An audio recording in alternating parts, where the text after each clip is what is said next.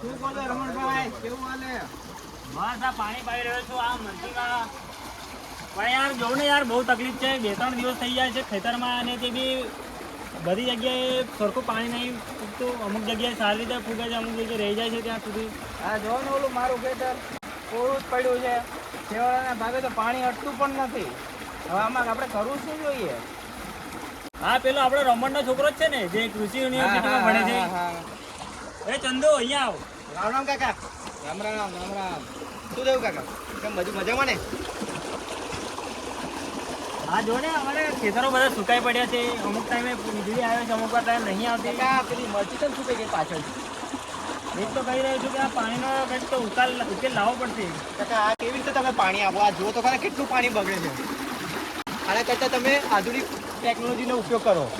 એક આઈડિયા છે કે તમે ડ્રીપ ઇરિગેશનનો ઉપયોગ કરો. એની અંદર શું હશે, આ તમારા જે પ્લાન્ટ છે ને, જે છોડવાઓ, એ દરેક છોડવા પાસે એક પાઇપલાઇન આવશે, અને પાઇપલાઇનમાં છોડવાની નીચે એક કાણું આવશે, તો જેનાથી એ કાણામાંથી સતત આખા દિવસ દરમિયાન પાણી વહેતું રહેશે.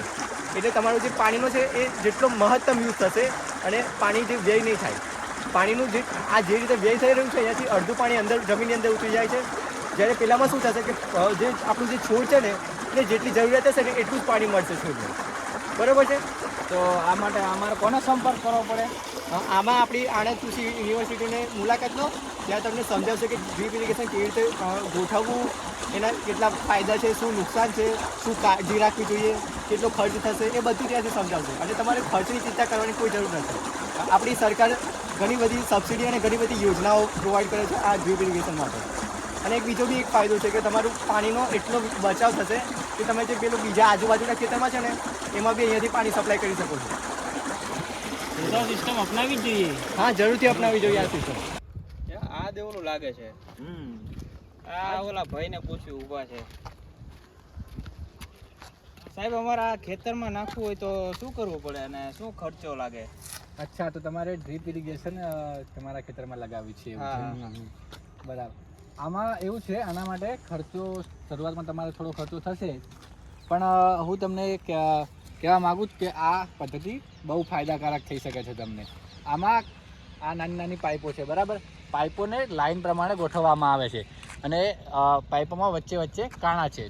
તો તમારો જે બી પાક હશે એના થડમાં જ સીધું મૂળમાં પાણી મળશે એને, બરાબર. તો પાણીનો બિલકુલ વ્યય નહીં થાય. જે ભાગમાં પાણીની જરૂર નથી ત્યાં પાણી નહીં મળે.